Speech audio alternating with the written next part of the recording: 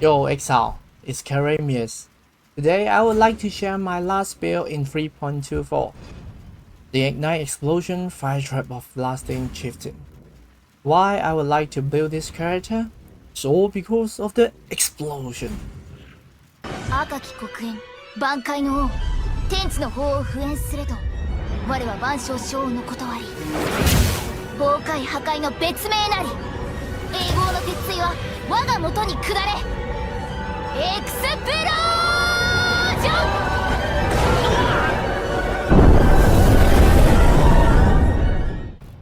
Everyone loves explosion, right? This would be a fun mapper? Explode everything you see, and tanky enough to do most of the content.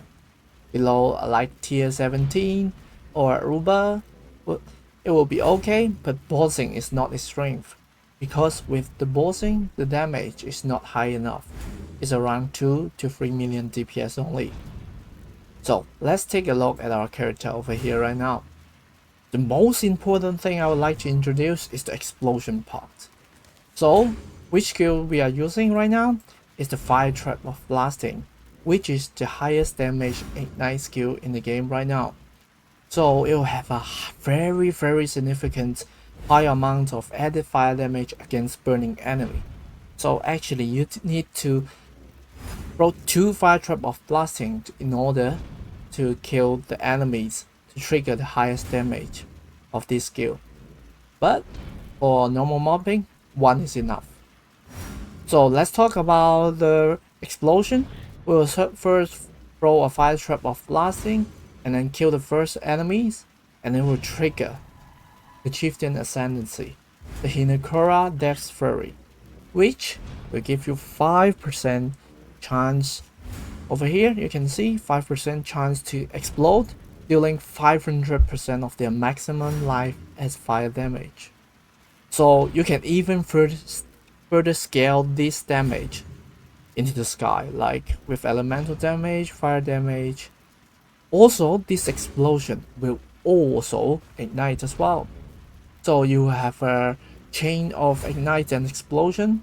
Ignite one enemy, kill it, explode, to explode, ignite again. So you use the Barracks Respite for this case. You can see it over here. So when you kill an ignite enemy, you inflict an equivalent ignite on each nearby enemy as well. So you can have this chain of cycle continues until you kill all the enemies and ignite an explosion all over the monitor. So that's the basic of the explosion. So how about the tankiness, the defensive side of this character? So we'll have to use a 90 mass rest and convert these 90 mass rest for our physical damage, to take the physical damage for us. So let's talk about the 90 mass rest first.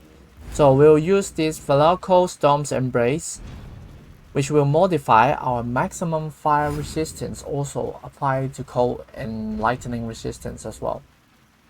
But first, how to get like 90 mass rest in this character? Actually, we'll have 5 different fire max rest from the passive tree. 1 over here, 2 over here, 1 over here, 1 over here. This is for 5%. And another 5 will be on our Ruby Flask. Another 5 will be on our Purity of Fire. So you can use, as you can see, it only 4 addition maximum fire resistance only. But actually with aura effect, you can also get it to 5%. And then how about the physical damage, physical to elemental conversion? So we're using like Cloak of Flame 40% over here, Dawnbreaker 20% over here, 13% in my helmet. Better you can make it like 15%. And you can also make Taste of Hate. You can also maximum of 15%. And then you can also using the Watcher's Eyes while using Purity of Fire, that 10% over there as well. So for my character right now is over 97%, but with better min-maxing you can actually get 100%. So with the 3% of physical damage, I will take it with my armor and my physical damage reduction. How about you say, oh, how to maintain your flask uptime over here right now? Actually, we'll use the brutal restraint timeless drill over here. We'll have a traitor keystone. We'll transform another keystone into the traitor. You will get 4 charges for your flask every 5 seconds per your empty flask slot. So we have 2 empty flask slots, and so we can also get like 8 charges for every 5 seconds. I will combine it with Alchemist Genius and some flask charges gain. In this timeless drill, you can make it like almost 100% uptime for the first 2 one, and then for the sulfur one you will have like 80% uptime, but if you run out you can just press it for some damage and some like a regen as well. So we'll talk about the defensive side, and we have to also talk about the regen as well. For this build you will use Immortal Flesh, and then some like other generic life regenerations, and you will have some flat life regen per second, and some trees. One of them will be like using our Mass Fire Mastery over here to regen 1 life per second for each 1% uncapped fire resistance. So for our character right now we'll have over 253%, so there's lots of about 160 flat life regen per second. So that will be much huge. It will recover your the whole character from any damage very rapidly. So you can see it over here. If I plus all my flasks and stationary, you'll like have almost 3,000 of regen per second. So we all have like 3,689 life, so almost full health for 1 second. So it is actually a good enough defensive layers. So this is our defensive layers for our tankiness to make it you can map quite smoothly and comfortably.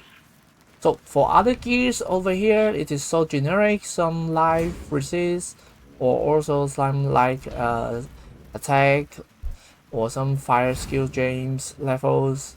So you can refer to the POP for more information in the POP in the description below. So let's get into the mapping showcase.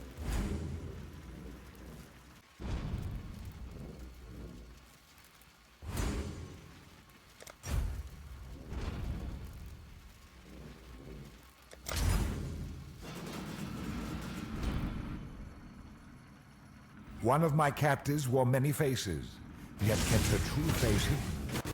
Now, she cannot escape her true face.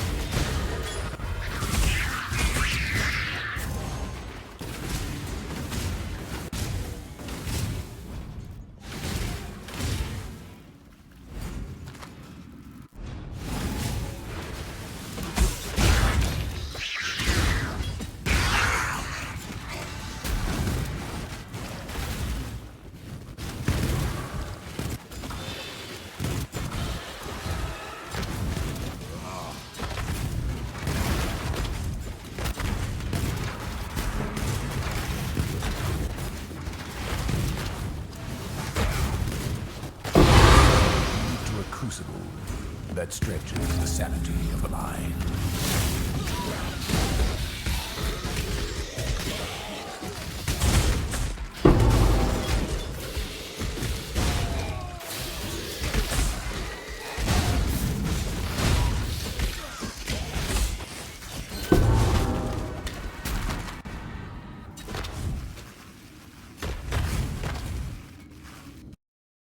If you like the video, please press the like button and subscribe the channel.